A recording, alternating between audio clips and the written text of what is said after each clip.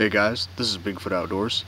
Today I thought I'd talk about stoves, all different types of stoves, how they're fueled, how they cook, and how they might perform in a bug out or SHTF scenario. On the left you have an MSR pocket rocket, which is the stove that I use on most of my backpacking campouts. This stove is in the group of canister stoves, which as you can see means it is powered from a single fuel canister, in this case MSR Isopro. Now these stoves are generally fairly lightweight, very reliable, and usually have very fast burn times.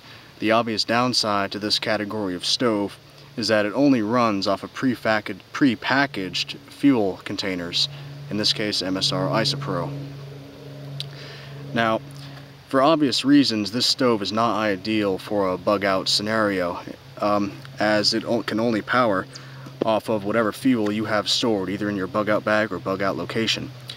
This fuel is generally very expensive for a small amount, and after quite a while, for obvious reasons, it can run out, seeing as you only get about an hour of burn time off of this one canister. So you can see about that stove. It's, as I said, it's very high quality, burns well, but the obvious downside is running out of fuel. Moving on, we have two different types of alcohol stoves. The one on the left is pressurized, and the one on the right is not.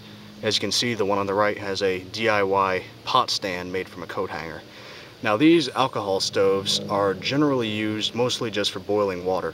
They're used by ultralight backpackers and also by many people who stock them in their bug out bags, including me. Now, as I said, these stoves run off of denatured alcohol, and generally, depending on how much fuel you put in them, have a burn time of about 10 minutes. Usually, that is all you need to boil 2 cups of water, which, as I mentioned previously, is all you really do with these stoves.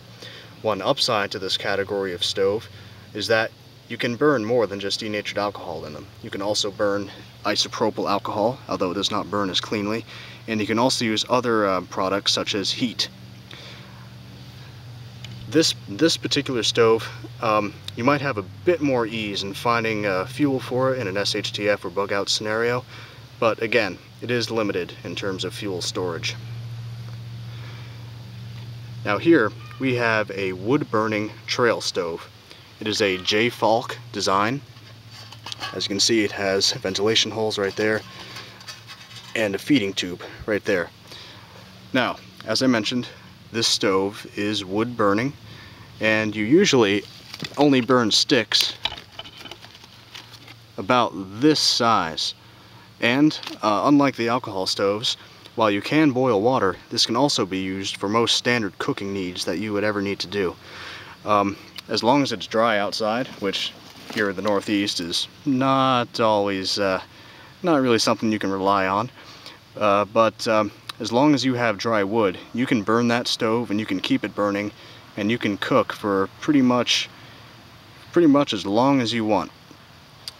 Now obviously it's up to all of you guys to choose what stove you want to use, either in your bug out bags or to stock at your bug out location.